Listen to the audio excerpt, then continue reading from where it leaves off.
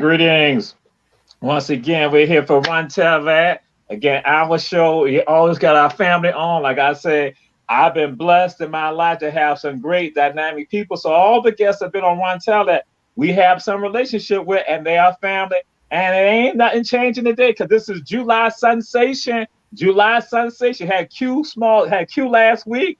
Bam, in the house. And then guess what? Tonight, we got my sister from North Florida up in the house, Sister Glenda Jenkins in the house right here, straight up. And guess what? We said to all of y'all, share, and let folks know. Check out Run Tell That. Sister Glenda, glad to have you in the house. It's an honor to have you here. Well, thank you for having me. I appreciate the invitation. Yes, indeed. Now, we got some questions for Sister Glenda, part of our conversation topics. We got that, but guess what? For those of you from Savannah, Georgia, right now, Chatham County, Georgia, and Southern South Carolina, why is she on here right now? Some of y'all know what time it is. Oops, no, you don't, because you have forgotten. Some of you have forgotten. Some of us have not forgotten. And some people going to reflect back to this and say, oh, wait a minute, I never realized it. Because even for myself, there are some things that Sister Glenda and other people will say and share that I wasn't understanding. In particular, I should say that people were writing about certain things. Now, those of you from Chatham County, Georgia, y'all remember bus rides. Y'all remember bus rides that we have being sponsored in Savannah. I remember walking down the street, down Montgomery Street, coming from the Chinaman store after I got, my mom had to get some bologna or get some Joe Louis strip or get some, salami, something like that. And so I'm walking down the street and I'm passing Tuma Realty. And in the window, they got a sign up, a poster from the Savannah Indians semi-pro football team. And I see that and I look and I say, I can't wait till I get big. I can do this right here. Then I continue on, and then my auntie, my godmama Piggy, Fannie Ruth Allen, and then they'll be traveling on bus trips. And what's the deal? They're going to this place that was called Fernandina. So people in Savannah, Georgia, what was the name of the beach? Oh, I done gave it away. What was the name of the beach that y'all went to? What was the beach y'all would go to in Savannah? Because you couldn't go to Savannah Beach, Tybee Island. And so you went to a beach, you had bus rides that would go from Savannah down to a place called Fernandina. Now, people are going to say American Beach, or they going, those who say American Beach, then I know that you are a child. If you're going to say Amelia Island, I know that you are a baby. But if you're going to say Fernandina, then I know you are an adult right here. Oh, excuse me. When I say, I'm saying with regards to historical memory and cultural memory, because my sister, I got to share this with you. When people used to talk about American Beach, I never knew what they were talking about. I thought it was some other place. Then when we go, I was like, wait a minute, this is Fernandina. Because all of us up this side right here, knew the area as Fernandina. That's what all of us here, and even in Southern South Carolina, we traveling, folks going to Fernandina because for me, as I said, as a kid, it was a magical place for me, Fernandina. So now I'm gonna throw it out there. The reason why I mess with y'all in Yulee, O'Neill, Wilson, all of that, because Nassau County was a special place for us.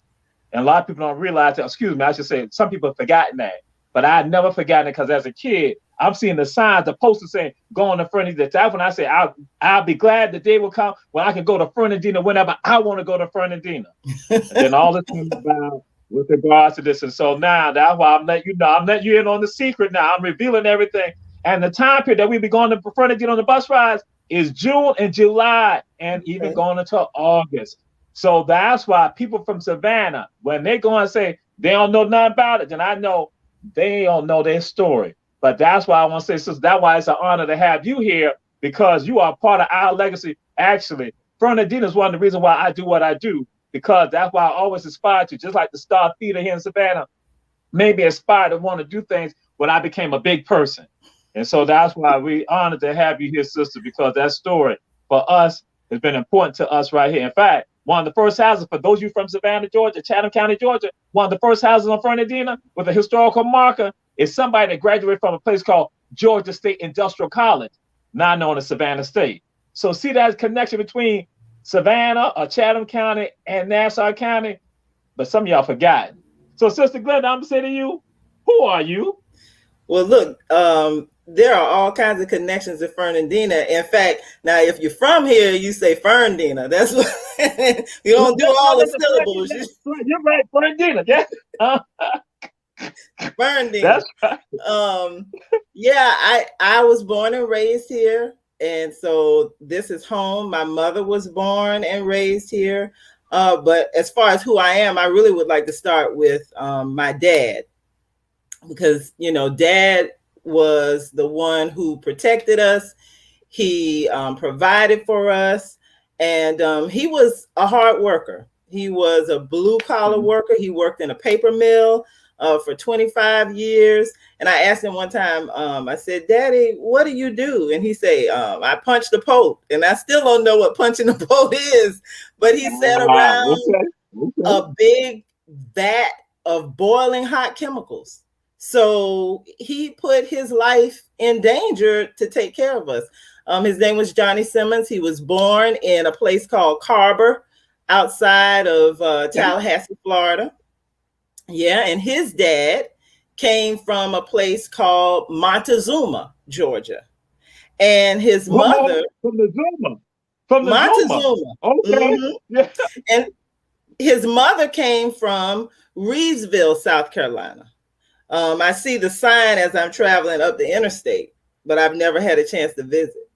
And so then on my mother's side, her mother was born in Daytona Beach, but her mother's mother came from South Carolina. Don't know exactly what plantation, but so my great grandmother was enslaved somewhere in South Carolina. And my mother's father was an immigrant to America from Mandeville, Jamaica, West Indies. And so that's who I am. Yes, ma'am. Yes, ma'am. And Sister Terrell said she knew about Fernandina. So that's right. Fernandina. So that was it. And see, that's why I say, and that's how some of us have disconnected. When that's why I used to throw out Nassau County to folks, and here they not understand. I'm like, wow, have they forgotten? That was our place where we could go. So yes, that's why I say at least there goes Sister Terrell putting it out there. So, Sister Glenda, I'll say this to you. Who inspires you? What inspires you? Oh, I think I have always been inspired by the people in my family who came before me, who set a really strong example of public service and community outreach. And they would always point to civil rights leaders. So I think that's one of the reasons I eventually became involved in the work I have, because I always heard about Martin Luther King. I always heard about any number of people who we know as our heroes. Mary McLeod Bethune. You know, there was there was an concerted effort made in our home that we knew that we were living on the sacrifices of other people. Yes, ma'am. So Yes, ma'am. that's what has inspired me through the years. It still inspires me. Great, great. So, what is your favorite song? And why is it your favorite song? Oh, it could be songs. Yeah, what's your favorite Yeah, song? it's gonna have to be songs because I love music in every genre, but I have a particular affection for. You wouldn't guess this, Brother Jamal, but I love disco. Okay, okay, I okay. love the disco era, but Yeah. I really am a soul and R&B person because my sisters, who were teenagers when I was, 7, 8, they were playing music in the front room or in the living room on the record player, and I was getting into all the dances and learning all the dances. So, soul and R&B. And so I was thinking, one of the songs I think of is the Commodore's "Easy Like Sunday Morning." Ah, yes, got you, It got just you. sets a vibe. I just like it, you know. Yeah, Um, yes, okay. and then on the spiritual side, there's a song that I like, and I like a lot of songs, so I can't pick a favorite, but it came to me today. I Won't Complain. Okay. Whenever I hear that song, it just it really moves me. So those are the two. All right. Yes, yes, indeed. That's why I tell those become a part of our anthems for who we are. That's those are Mhm. personal anthems, the things that Okay. invigorate us and make us feel that when we hear it's like that good sensation, that joy, that Yes, that's rejuvenation. So, right. yes, That's right. yes, indeed. Yes, Mhm. indeed. So, got a question also. Want to know what is the Northeast Florida Gullah Geechee Committee? What is that? The Northeast Florida, well, it's the Gullah Geechee Cultural Heritage Committee of Northeast Florida is the Okay. full All name. right. Yes. Yes. And we are the only advocacy organization for Gullah Geechee people that is affiliated with the Gullah Geechee Nation. And I make that distinction because there are other Gullah Geechee organizations in Florida, but we bear the distinction as of today as Yes. being the Yes. only committee affiliated with the Gullah Geechee Nation. And what we have done since 2003, when we became officially organized, is just to educate our community and the Northeast Florida community in general about Gullah Geechee culture and heritage, to Yes. promote the culture and to correct any misunderstandings, any fallacies, any misinterpretations, and to re-educate about what Gullah Geechee culture and heritage is. So Yes, that's what we do. indeed. Yes, indeed. Yes, indeed. And you threw some of it out there, but we want to go a little bit deeper. Why did you become an activist? I am actually an accidental activist. Okay. I didn't seek to become one. And I'll try and make a long story short, but essentially, I moved back to this area, to my home from the DMV, where I had lived and worked for about Okay. 4 years or so. I came back, my husband and I, with our daughter, and eventually I would go on to get my first news reporting job here. But in the meantime, I just started to have a pull at me, because after you live in the big city and you come back home, there are a lot of things that become more clear to you. And I saw my Mm-hmm. hometown in a different way. And what I saw was that we were silent, Yeah. we're present, but invisible, Mm. Mm. Yes. active, but not really seen and heard. And that was Mm. disturbing for me. Mm. And I Okay. began to ask the spirit, what is this about? What does this come from? Mm-hmm. And in the meantime, there were some land issues that came up for my family, Yeah. some zoning change issues that came up for my Mm-hmm. family. And so I I jumped into something that I knew nothing about and realized that that was going to be a whole nother thing in terms of us being able to hold on to our legacy. And so I was going to meetings and trying to learn and speak out and this and that. And I heard in my spirit, I heard the Spirit say, you can't fight spiritual battles with carnal weapons. Okay. So it became clear to me that even though going to meetings is important, that there was another work that needed to be done. And in addition to that, Spirit was reminding me that the silence that I see on land, on the shore, had to do with an incomplete work having to do with the souls of our ancestors in the ocean. Okay. And that is what gave birth to Worship by the Sea, which is how you came to know me. Yes, indeed. Yes, indeed. So we want to go and throw this out there, or have you to put it out there. What is Nassau County? Where is Nassau County? And what is in Nassau County? What are the things? Because some of our folks who are checking this out, looking at this, and again, we tell folks share, that they may go on to Jacksonville, they may go on to Duval, but we want to know what's up with Nassau County, just in general culture for us. Let's put it out there, because it is important for some of us, because even people in Brunswick went down to Nassau County, but because we're no longer connecting like we used to, some of us tend to miss it. Right. I had to laugh. I chuckle because whenever you say Duval, I always think about the Duval, and I want to say Nassau. I would do it, but I was trying to be Duval. Nassau. We have to come up with our own. That's right. So, well, what's in Nassau County? If I had to break it down to the bare bones, I would say pine forests and water. Now, and I point to those things because those are the industries where our people were able to make a living. In fact, there was a great influx of Gullah Geechee people after the Civil War on down through World War I, and they were coming here to work on the railroads. They were coming here to work in the turpentine camps, which later became sawmills and eventually became what are now two of our pulp paper plants.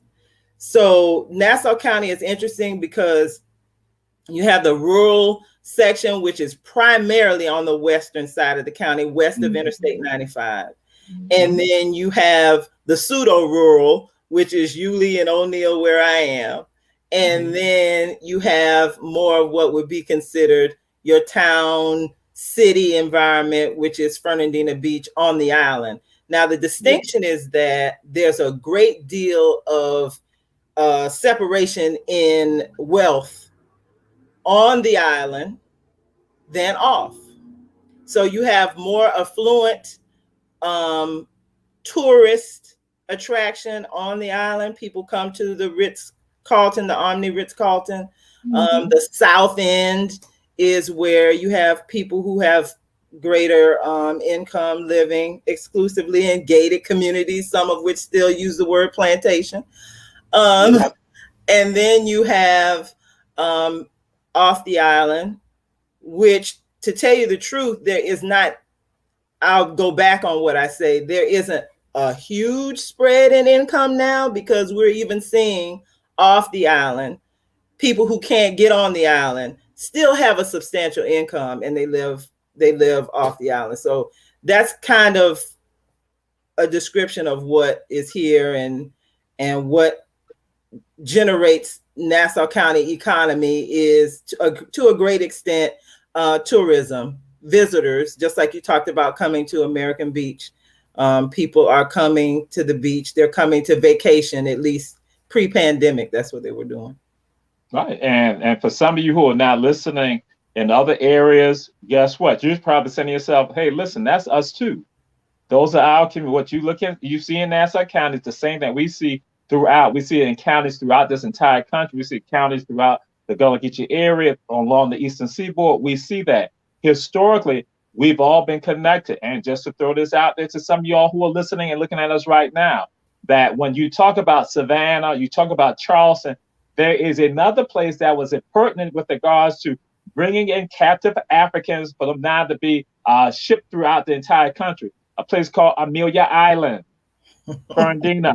That's right. So again, people don't like to talk about that, but run tell that. We're gonna run tell that. That's right. Tell it. So you go and see it. That Charleston, Savannah, I tell folks, and Amelia Island. I say Amelia Island down in Florida, because with that they were leaving later on smuggling Africans through Amelia Island to bring them into Georgia. Mm-hmm. Yeah, and via the St. Mary's River, specifically in Old Town. Okay. And I did not know you were the person who introduced me to the story of the antelope, which when you introduced me to that story, it really did bring, it was a full circle moment, because then I understood what that pulling on me spiritually was for Worship by the Sea, because that was an example of closure that needed to happen. That's right. And that's right. And so even right here in Savannah now, you ask people about the antelope here, they're like, what? What are you talking about? They're talking about the creature, the animal that's in Africa? Like, no, this is a ship that's captured off Amelia Island, Fernandina, and then brought here. And then it becomes a Supreme Court case that then becomes the impetus for the Amistad. So here go these locations right here, all connected. And then we now understand. So that's why I want the folks to know, what is Nassau County? What is, again, Wilson, O'Neill, Hilliard, all that? Because again, we are all interwoven and connected. So now I want to go to you about, what is Gullah Geechee to you, Sister Glenda? What is Gullah Geechee to you? What is Gullah Geechee culture? What is Gullah Geechee people to you? Gullah Geechee to me is from many, out of many come one. So out of many ethnicities come one cultural group. And we recently had a discussion. Someone on Facebook was recounting his memories of his childhood and hearing Gullah spoken on the island. And he made the comment, they're all gone now. There's no more Gullah here. Okay. And I was like, hello, wait a minute. So we had a bit of a discussion, and I have to say it was quite gratifying for my fellow Gullah Geechees to say, we're still here. We hadn't gone anywhere, you know. So yeah, it has. That's what Gullah Geechee to me is, understanding that God really did something miraculous when He created a language out of many tongues. When He fused all of the different folk ways and traditions and customs into one people who we now recognize ourselves as Gullah and Geechee. And, you know, I strive, because this is how I've been taught by Queen Quet, by the elders, to make sure that people do not separate us into saltwater this and freshwater that. And, you know, we are one people with origins in the same general regions. And so to come here now and separate out these little small groups, that doesn't really serve any purpose. Now, the learning process and the education process started with me, because I was not a person who understood that I was Gullah Geechee. I knew that in my home, I heard two languages.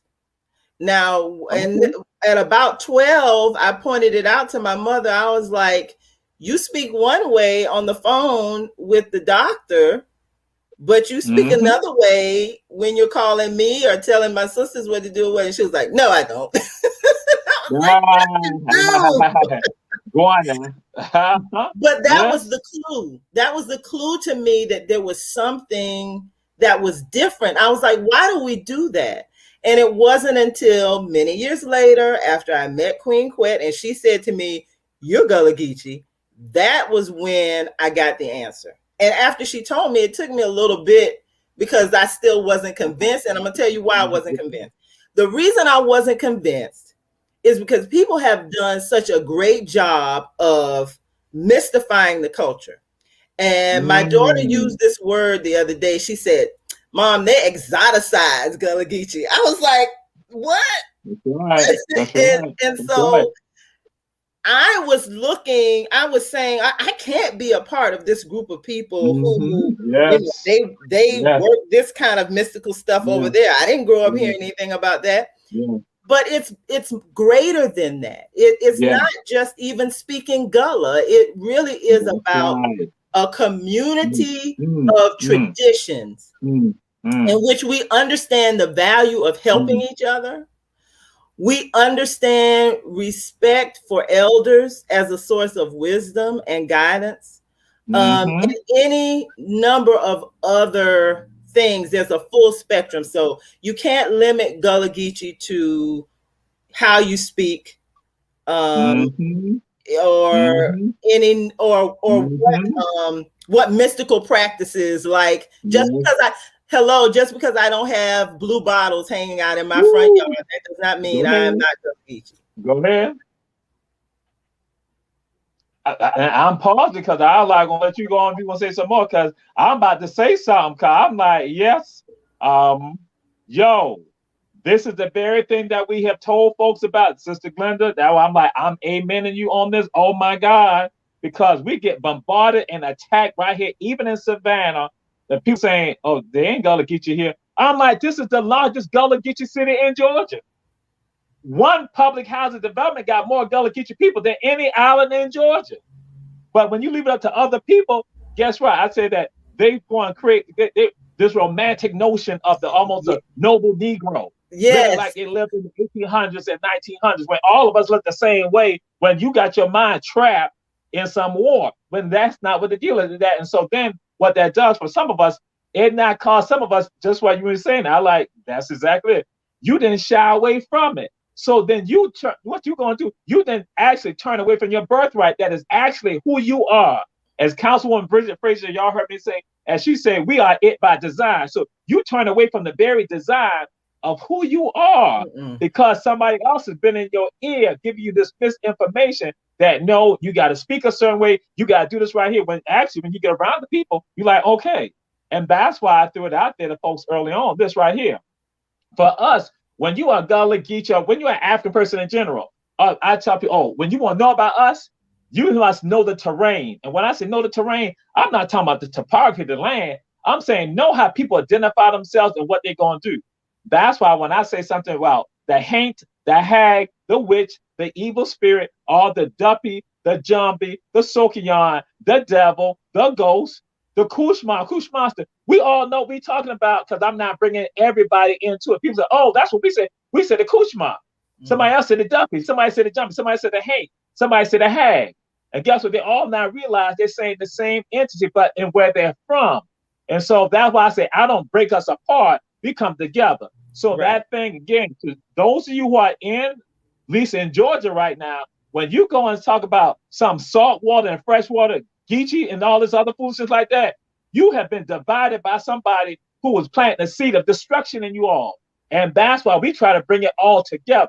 And to share this with y'all, the largest Gullah Geechee city in the world is, some of y'all saying Charleston, wrong, bomb. Some of y'all say Savannah, bomb. Some of y'all saying Wilmington, bomb. It is Jacksonville, Florida. It is Duval. And when I used to share folks, Sister Glenn, I used to say that less than 10% of the folks in Jacksonville go and say Gullah Geechee. Then now I bumped right. I say like 25, I said 25% are going to say now. But that's why 25%, when I say that to people, it's because of your work down there in Nassau County. Because y'all have been the ones who basically led the foray for that now to happen. So again, for those of you out there, it is more Gullah Geechee people in Jacksonville, Florida than any of our other cities. And guess what? Some of them don't connect to it like that. But guess what? They do all the things that are Gullah Geechee. And so somebody asked me a question.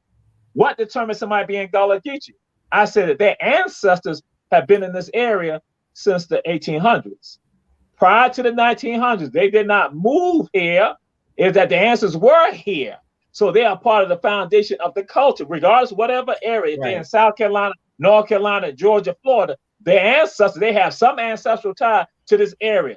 That makes them Gullah Geechee. Not somebody who family moved here to be a teacher in the 20s or in the 40s or 50s or 60s. No, that's not it. It's the ones who've been here. Right. That's right. And that was sort of the learning curve for us, because I always share the example that we would say Gullah Geechee and people would say, oh, you mean the people in South Carolina? No, right. I mean you. Where are your aunties and uncles from? Where were your grandparents from? Georgia and South Carolina, North Carolina. Well, hello. Guess what? You know. That's right. So, that's right. Yes. Yes. We had to connect the dots. I had to connect them for myself personally, and then I had to connect them for other people. And guess what? And it's still going on with people who are so intelligent, so bright, and some of them. That's why I shudder when I have people right here saying, "Oh, the Gullah people and the Geechee people," and I'm like looking at it like, "That's who you are." I'm like, "You're disconnected." They say "the." Yeah. And I'm like, so what that does, that allow for people. And we did a show with Queen Quet where we now, because when that occurs, what then happens? You have the pimps, the parasites, and as one of your family members down that side created a phrase, the panhandlers. But I now use that phrase. I claim that for myself right now. The panhandlers that now you come in and usurp our story and then give this fictional account, this romanticized Negro stuff about who we are. So my sister, I had to ask this, why did you get involved with the Gullah Geechee Nation? Well, the story, the narrative around that is that I was visiting the beach lady. One Sunday afternoon. We hadn't known each other at that point very long, but I was just going to say hi. And I walked up to her apartment and we greeted each other. And she said, and there was a guest there. And she said, "Baby, do you know about the chieftains of the Gullah Geechee Nation?" I said, "No." And she introduced me. And so Queen Quet and I just began sharing with her what I was hearing in my spirit, this desire to bring closure over the loss of souls who had never been spoken over in the ocean. And she immediately said to me, "Well, you mean an ancestral tribute? We do that all the time." And I was like, "Really?" Because I was thinking, I was like, nobody is going to understand what I'm saying. But it was a relief to know that someone got it. So we talked about when to have it, and we were making plans. And I have to share with you, you probably had never heard this before, maybe. She was explaining, I was telling her what my lineup was going to be, you know, scriptures and songs and recitations, responsive reading, blah, blah, blah. And she was saying, yes, and the African spirit is going to be there. And I said, the who? And she said, the African spirit is going to come, and he is going. And I said, what is that? The African spirit. And so she said, she was describing to me what the African spirit does. His face is in blue, and he comes from out of such and such. But I said, Queen, I don't know nothing about no African spirit. And you bring an African spirit up around these Baptist preachers, and they are going to have something for me. So I said, after she explained it, I understood. But then I was like, could you please, before he comes, talk to the pastors so they won't lose it and they'll understand that there's nothing about this that is ungodly. So of course the African spirit did come and do what he does, and it was very edifying and really powerful, moving for all of us. So yeah, the Gullah Geechee Nation, I transitioned from being in a place of learning and understanding about my culture. And I want to emphasize this. I took the time to say, I know I'm Gullah Geechee, but I am willing to learn more about what that means. Right. That's right. And so I didn't just jump out the box going, oh, I'm Gullah Geechee. Let me, I was like, let me listen, because there are some aspects of my culture that I have been separated from. And I knew that the nation was new. All of that was new to me. This was a young nation in terms of having a head of state and a government and all of that. So I had to ask questions. What is the protocol? What is the way for me to approach you, or to, so there was a lot of listening and learning that preceded me being brought to the elders and asked whether I could be with William Jefferson, a representative for Florida. So I just want to emphasize that my process to the Gullah Geechee Nation wasn't immediate. As in any relationship, people have to get to know each other. And I had to learn, what does it mean to have a government? What does it mean to exercise the right to self-determination?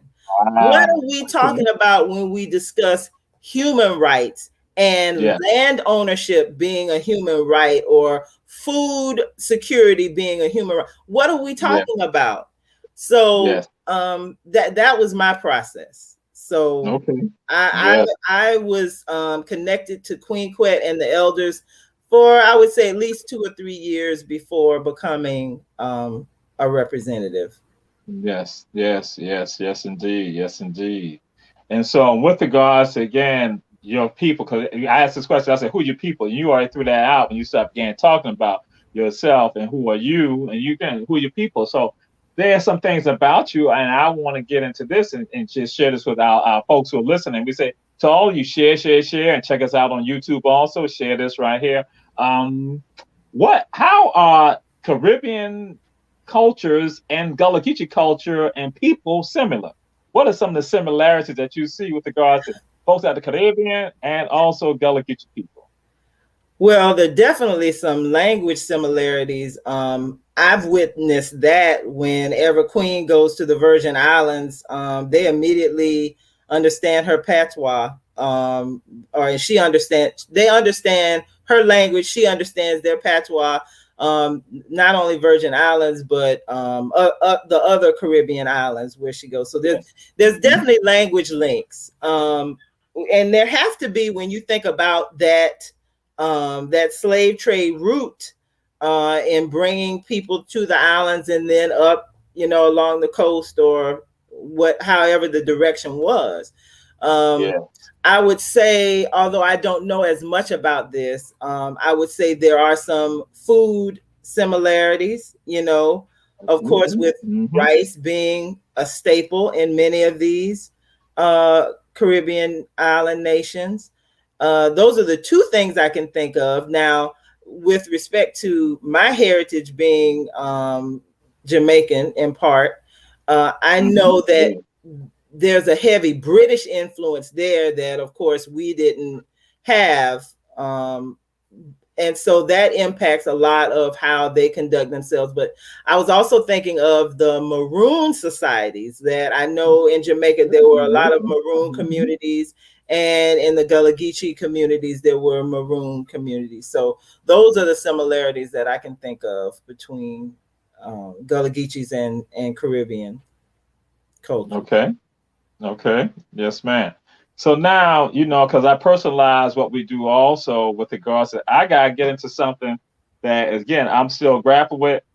Vaseline.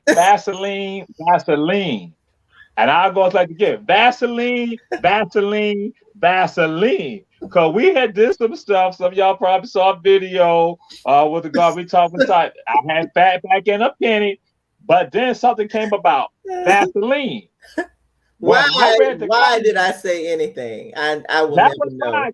I was trying to get understanding. So please share with me and the viewing audience about Vaseline, Vaseline, Vaseline. And Okay. some of y'all might think of something else, but this is something else that again I know some of y'all will probably say, wait a minute. Go ahead. Yes, let me clear this up very quickly. You were talking about various remedies and Right. herbal traditions, medicinal Yeah. practices.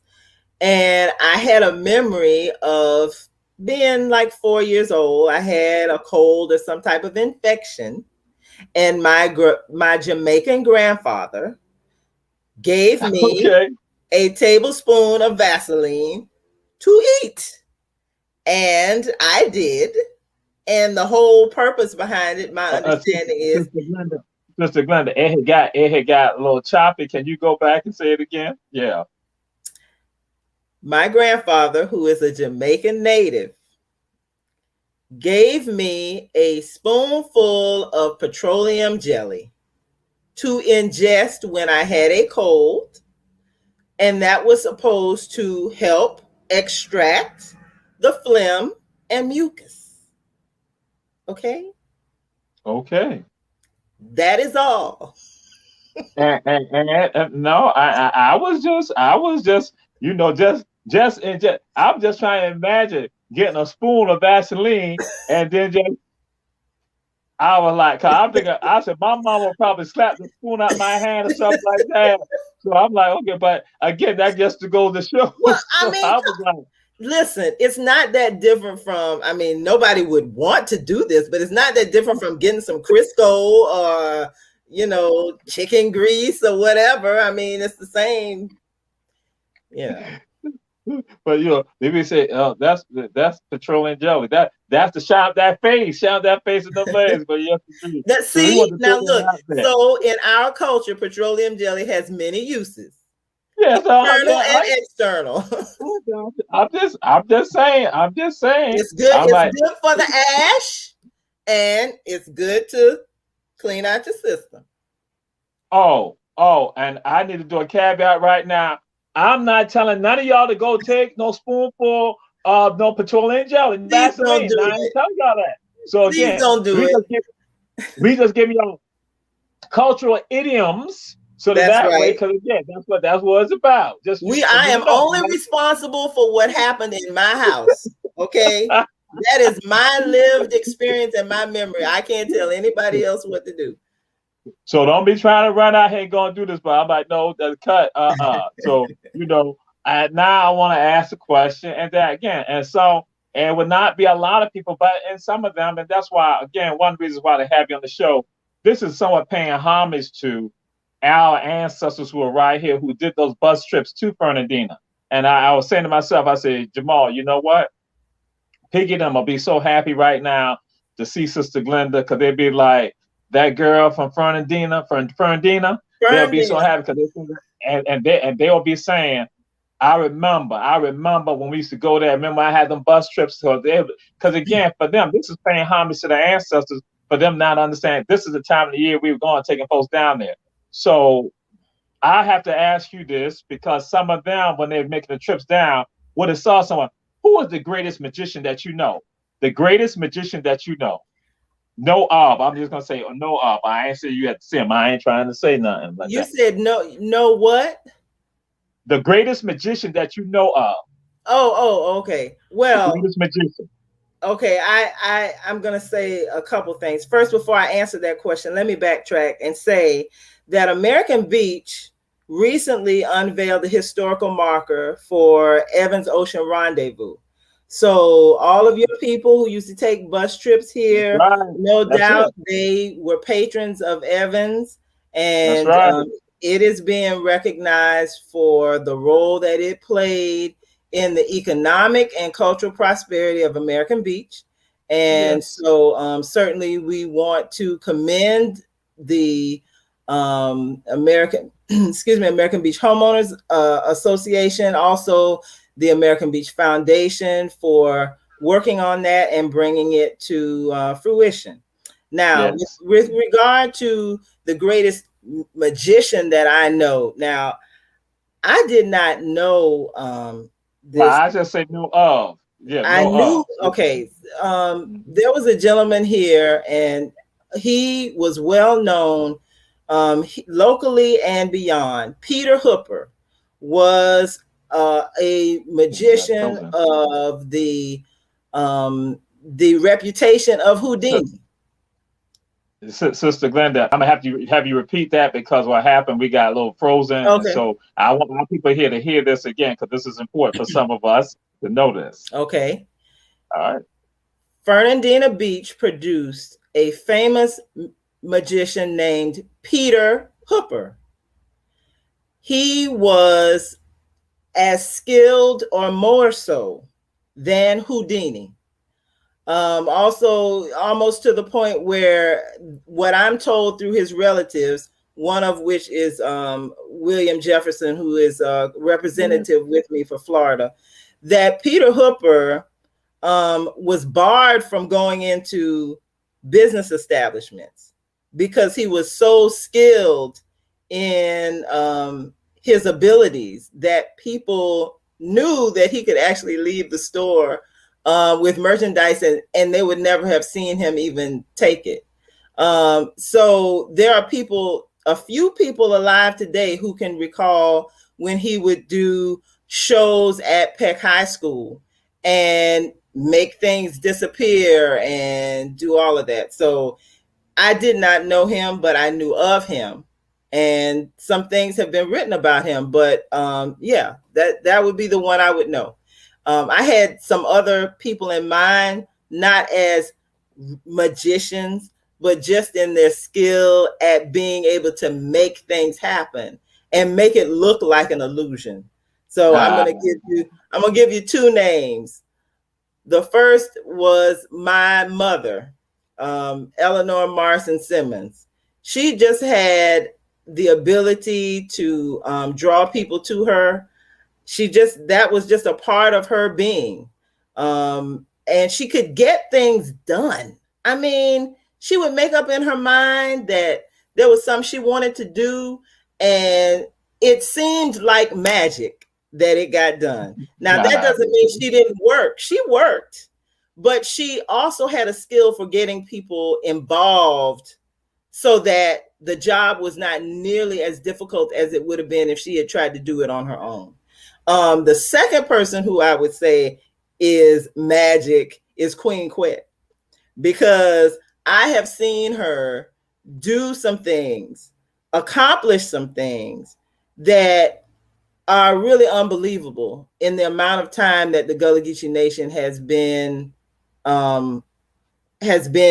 founded. We have gone leaps and bounds from where anyone, I think, expected us to go. So again, it wasn't magic. She has worked. The elders have worked.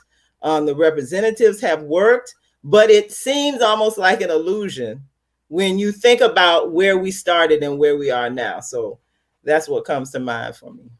okay. And why I wanted folks here to know Peter Hooper. Peter Hooper is Hooper. For some of y'all may not realize he was an African American man. He was Gullah Geechee. Had brown faces like some of you sitting out here right now looking That's at this right. show. And so, just to let you all know this, so people leaving from here saw a magician that was just as great as Houdini, Houdini. an escape artist. That was him. That he was right here in this area. And guess what? If I ask some of y'all right now, and that's what I'm saying, some of the elders who are here, they'll be like, huh? It had to be people even prior to them that I could have this conversation with, because they do write about Peter Hooper. And so I want some of y'all to understand that when you talk about who we are the full range of everything in this world right here. So I don't have to look at no Houdini. I look at Peter Hooper. And in fact, folks have the accounts that they talk about as children, that he was sending them to go to the store and that he gave them the money, and they get to the store, they realize when as kids, they like get to the store, they don't have the money. Right. And that they'll go back and say, Mr. Hooper, I ain't got the money. Then he'll smile, he's holding the money in his hand. Uh-huh. That was the community. That was it. And so I want folks here to know that, listen, we had that right here. We had to go to New York or Los Angeles or Chicago or Atlanta. Only thing we had to do is go down the road to Fernandina and see that. And that's the wonderful thing about our story, our culture, our history. So Peter Hooper, some of y'all out there right now, look him up, read about him, and then probably get some inspiration to some of our younger brothers and sisters, and even to yourselves who want to engage in this, but you thought, oh, that's something, that's not a part of me and not part of my culture. That is a part of your culture. Right. And so, Sister Glenda, how can people support you?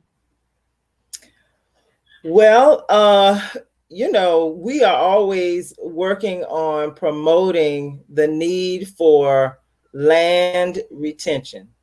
So I would ask everyone to, if you want to support the work of helping Gullah Geechee people keep their land, definitely look for the Land and Legacy Fund of the Gullah Geechee Nation. To support the Gullah Geechee Cultural Heritage Committee of Northeast Florida, you can visit us on Facebook at NEFLAGG Committee is how you find us on Facebook. We're always sharing Black history articles, things concerning our culture specifically, and then Black culture more broadly. And then, of course, Gullah Geechee Family Day is coming up July 31st on St. Helena.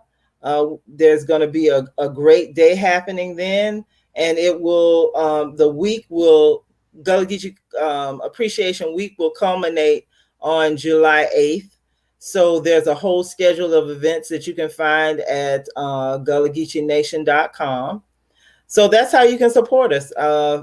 Locally, with everything changing in terms of our focus, we move from worship by the sea into more environmental work.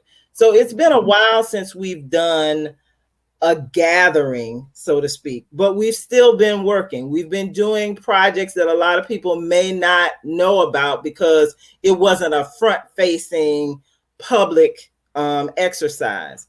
But I believe we'll eventually get back to that, and we'll be doing some things, maybe focus more off the island with, I also want to mention the Mount Olive Historical Restoration Society. If you want to be in touch with us about them, please write us at my email address, which is also NEFLAGG@yahoo.com. And we can get you more information about how to support Mount Olive Historical Restoration Society, which is going to be needing to do some upgrades, not upgrades, but to fortify the structure, which is on the National Register of Historic Places. And so they're always looking for donations to help them keep that facility, which is one of our very few, probably the only Gullah Geechee church that I'm aware of that's on the National Register here in Nassau County. All right, because I was going to ask you, what is Mount Olive? That's why I wanted to figure that out. This is good. Yes, yes. So time is winding down, and with ATR is a great network of shows, and Run Tell That is the little brother of all the shows. And so, and Sister Terry Mobley, a great supporter of us. Charles Stamper, great supporter of us. And so Ivan Cohen, Sister Terrell, everybody, great supporters. Sister Vanessa, great supporters of us. And so there's a question that I generally ask, and they all are aware of this, and this question, and we want you really to get this right. We want you to get this right. What is the best school in the United States? What is the best school? And so everyone is watching right now because everybody wants you to get the best school correct, get that answer correct. So, Sister Glenda, what is the best school in the United States? Brother Jamal, this is a trick question, and you know that. This is a trick question. And the reason the reason it's a trick question is because there is no answer that I'm going to give that you are going to be pleased with. So I'm going to say this. Let me say this. I am a product of a PWI. Okay. I'm not ashamed of that. The University of Florida, Go Gators, is where I attended. Now, my mother was a product of an HBCU. So even though I did not mention I did not attend there, I will still mention the FAMU Rattlers in her memory. So those are the schools that I mentioned as the best schools. Thank you very much. Tiger is saying you are wrong on both accounts. He was saying Herschel B. Jenkins High School, the home of the Warriors. You got that wrong, Sister Glenda. And then Tiger saying you don't even talk about no Rattlers here. No Rattlers here. No Rattlers here. Well, oh my listen, God! But you tell Tiger all it takes is a little strike, and he'll be down. Okay. Tiger is saying the second president of FAMU came from Savannah State. So, but anyway, we're going to try to help you try to redeem yourself right now. We're going to help you try to redeem yourself. What is the best city and best island in the Gullah Geechee Nation? So Tiger and I are waiting, and everybody else, people throughout the nation, throughout this entire country and the world are now all listening. We want to know, because I would go say the official resort, but I'm not going to say, I'm just going to say the best island and the best city. So we are waiting. The best island is Amelia Island, and the best city is Fernandina Beach, O'Neill, Yulee, Callahan, Hilliard, Kings Ferry, Sand Hill, Leslie. Do I need to name any more? Tiger just ran. Tiger just ran. Oh my God. This is the conclusion of Run Tell That. Yeah, Run Tell That. Run Tell about the best place in Northeast Florida. Run Tell that.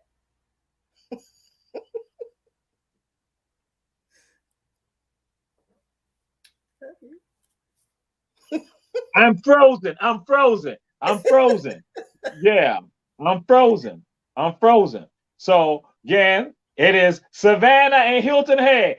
Hilton Head and Savannah. So again, Sister Glenda, Representative Glenda Simmons Jenkins, we are honored to have you here on Run Tell That, representative of the state of Florida regarding Gullah Geechee people for the Gullah Geechee Nation. It's an honor to have you here, sister. We'll let you close us out with a word, whatever word you want to give to the people, you want to cast out there to them, so they'll know. I want to say to you, thank you for having me. To the ATR family, thank you for inviting me. Keep up the good work. And I just want my people to continue to be loud and proud about being Gullah Geechee. Bam, that's it. So we said, y'all, Run Tell That, share this right here. Our sister, you know how to support them down in Florida and Nassau. Yeah. Don't forget about Duval and St. John's. So again, those are our family members right there. And again, Run Tell That, share, share, share. Peace and blessings to the family. Have a great week. Peace and blessings.